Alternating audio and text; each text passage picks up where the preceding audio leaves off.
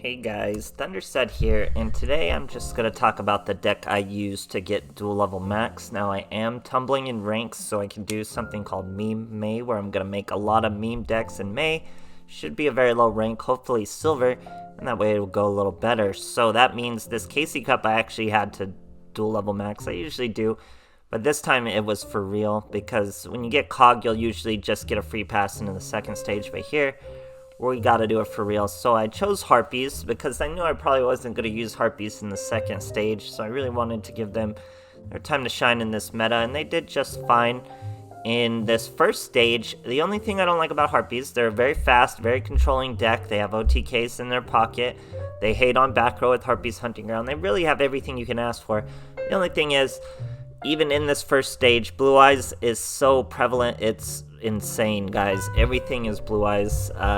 There's some Harpies, some Aroma still, but most everything is Blue Eyes, which means it's going to be really low-hanging fruit in the second stage. We're going to be able to just play Hang On Mock and Desperado. It's going to do really well. I'm telling you guys right now, I'm already seeing that Desperado deck. It's going to kill it in this KC Cup. I don't see how more people aren't on it.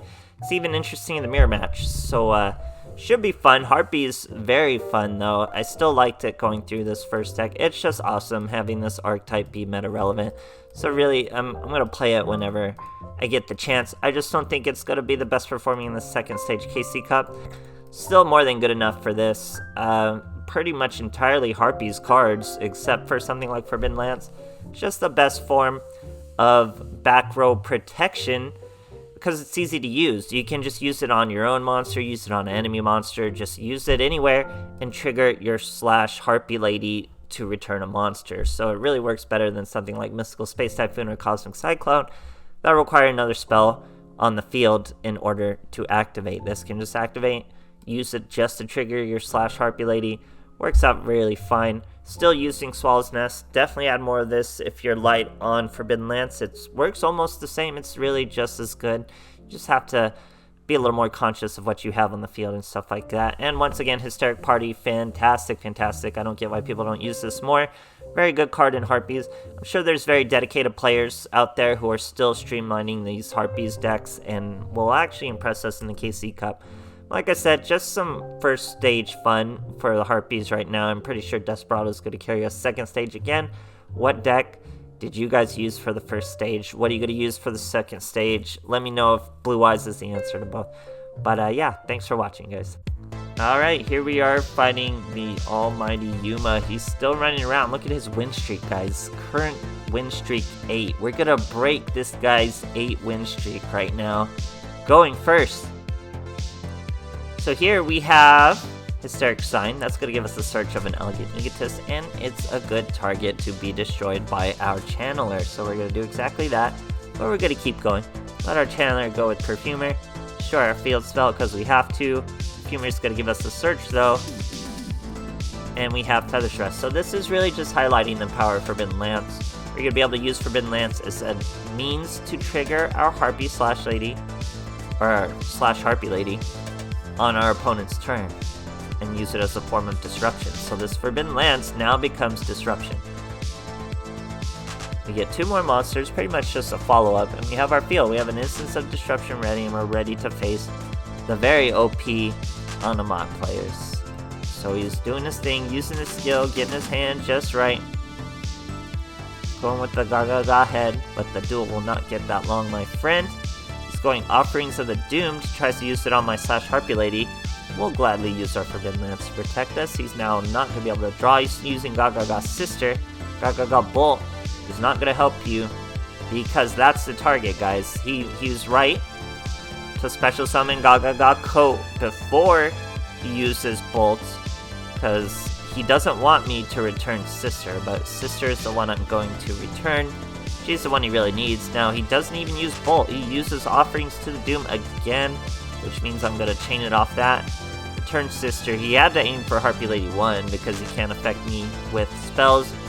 Then, with Sister returned, he has no other plays. So Coat has to Kamikaze into our /Dragon at 1800. And that's really not what he wanted, as we have a Channeler, a follow-up. I get another Perfumer. I thought it was my third perfumer. I was pretty mad, but it was not the third perfumer. There's still a third in the deck. So that really comes through for us, giving us that final Elegant Egotist and giving us a lethal amount of damage versus the absolute tier 1 Onomots. So we're gonna finish him off, take our W, and just be gleefully happy. Great stuff. Alright, here we are facing a Kite Tenjo. Going second, definitely want to go second with this deck. 21 cards over there for our boys. So we're starting with the Perfumer, Cyber, and Egotist, and our Feathers Rest. Here our boys going pretty roundabout. Some confusing plays here. He goes 1 Galaxy Photon. We get a cutscene. He's got galaxies in his eyes, or maybe that's just 1 galaxy, I don't know. The anatomy of this monster, but he does it the old-fashioned way with just 2 monsters. Now he's gonna special summon another Advancer, special summon a Crusher, synchro into his Lord Galaxian. So quite the impressive field. The only way it could get any better would be obviously if he had his Stream Destruction, able to banish us in that back row, but he doesn't. So we're really gonna just have our way with this boy's field. We're gonna start by normal summoning the Perfumer, destroy our own field spell, because there is no other target on the field. And we have 2 Elegant Egotists, Feathers Rest, and a Forbidden Lance. So how are we really going to break this field? We start by bringing 1 out. Why am I bringing the second one out? What's going on? We're going to synchro into our Slash Harpy Lady. Now we're going to just set our Forbidden Lance, swing over the Galaxian, and we're taking it nice and slow. This boy's name is Bjork. I love Bjork. Bjork's one of my favorite artists. Very cool. Now, problem with this boy, I just wait till the damage step. He's going to miss his window to banish me, and he's going to lose his monster. Or no, sorry, I didn't do it in the damage step. She's going to get a return. Or no, she doesn't even get a return. So really just banished my monster. Not really sure how that interaction went. I thought it went different, but no matter still. We're going to use our Feathers Rest to get drawing. That's going to return 1 of those Galaxy Eyes. I think I'm thinking of the next attack. So here we go with Channeler. That's going to bring out a Perfumer. We saw the Swallow's Nest. Now we have an Elegant Egotist. Synchro once again. Slash Harpy Lady. Now we're going to Elegant Egotist. Harpy Lady 1, buff everyone up. Now we're 2900 versus 3k. So this is where we're damaged phase. And he misses his window to banish us. So he's 2200, 2900. And then we finish him for a nice, casual lethal, all thanks to the versatility of Forbidden Lance. Great stuff, guys. Alright, here we are facing an Alexis Rhodes, going second. 2 win streaks, plenty of win streaks for this deck. He's using 30 cards over there. Stark Party, some Perfumers. Egotist, he's using Red Eyes Fusion. So as a first turn, he would need to have an equip in his hand to really get the most out of his Red Eyes, but he doesn't, so it's just some regular monster we get to take care of. Now we're going to normal summon our Perfumer. That's going to pop our field spell, but it's also going to give us a search. We search our second Elegant Egotist. Now we use 1. That's going to be 1 Cyber Harpy Lady. Now we synchro into our Cyber Slash Harpy Lady. Elegant Egotist once again. That's going to trigger our spell. We're going to, or sorry, I didn't trigger my Slash Harpy Lady. That was actually a misclick, I remember now. I just didn't click yes. Could have clicked yes, return the defense position monster, return the Slash Dragon, whatever we really wanted to do. Doesn't matter. We still have an instance of our Slash return. So as you can see, we can use Forbidden Lance on that monster. That's going to trigger our Harpy Lady. We're going to return that defense monster. He's going to lose his dragon. So even with that misplay, we didn't need that extra damage anyway, and we're still going to take him lethal. Nice and easy here. So still just going through the motions, getting our +2 from our Perfumer, synchroing once again into a Gaga Samurai.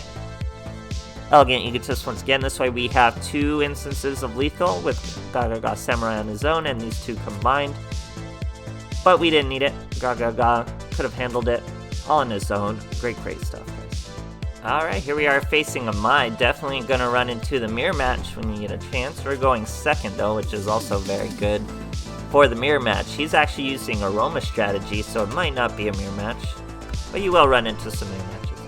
Anyway, our opponent's going first. That's really what you want to see with this deck, so we can just pop all that back row. And of course, Aroma mages are going to give us a lot of back row to pop. He even sends our field spell to our hand, not really going to do much. Likely not an instance of disruption and just an Aroma mage card back there. So we're going to Harpies Hunting Ground it. It was an instance of disruption. He enemy controllers our channeler, but now he only has 2 cards in his hand and his Aroma card. And we did set a Hysteric Party. It's not live just yet. He's using Angelica with his Rosemary, flipping us to defense. Now Angelica special summons, synchros into Rosemary, the Aroma Therapy. Now he negates our field spell, not a huge deal. Now we're going to start with the normal summon of the Perfumer. That's going to give us a search, and we're going to pop that field spell. Now he's pretty much just left alone with a monster in attack position. The only real trick is that 6,400 life points, so we pop our Harpy Hunting Ground. No big deal. Slash Harpy is here. We already have Elegant Egotist. Return that boy, or girl I should say, to the extra deck. Now we don't quite have lethal. He's at 6,400, so that's quite a bit of life points to get over. But check this out. We have 1,900, 1,900. We would have had lethal even if we just used the Hysteric Party after that attack, but I wanted to get that extra buff just in case. Didn't need it. Still good play. Great stuff, guys. Alright, here we are facing a Zane.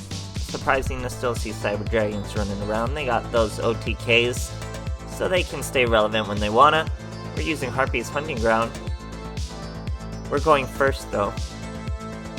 I have a Channeler, I have a Perfumer, I have a regular Harpies, but I'm just gonna set. Don't want to blow our back row just yet. We're fighting Super Heavy Samurai, so he's really gotta OTK me, or he's gonna have trouble, especially not starting without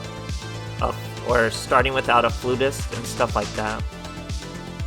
I mean, he's really trying. He's going with the Soul Horns. He's destroyed our Harpies Hunting Ground. He's got the shield wall. So I don't really, I think he falls just short. Soul Shield. He has to attack regularly, then hits for 3,700. So he does in fact fall just short.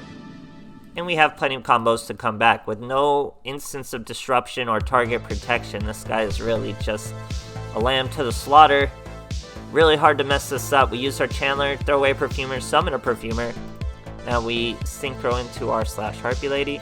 We bring out our lethal amount of damage, which will also trigger the slash Harpy Lady, returning his monster, giving us lethal, and finishing the duel. We even have a Feather's Rest. Didn't really need it, but we're gonna take it anyway, get some draw power. Nothing we really needed. We get another Elegant Egotist. Don't need it, but we're gonna be buffed up once again. And then we just hit him for lethal. Like I said, it's OTK or BOTK'd for that little matchup. But yeah, so I mean, you're still seeing all those other things that want to OTK, all those other decks. You know, Onomot, Cyber Dragons, all that kind of stuff still. But it's mostly Blue Eyes. It's a lot of Blue Eyes. That's why you're going to see Desperado Mock. Harpies can hold their own. Harpies don't have a bad matchup versus Blue Eyes. They just don't dominate Blue Eyes the way Hang On Mock and Desperado do. So really, Harpies is a coin flip versus Blue Eyes. And you don't want to run that in this case of cover. You're going to see a lot of Blue Eyes. So yeah, Desperado, Hang On Mock, guys. Be prepared for that. Dual level max. Harpies still got it in their pocket. Great stuff.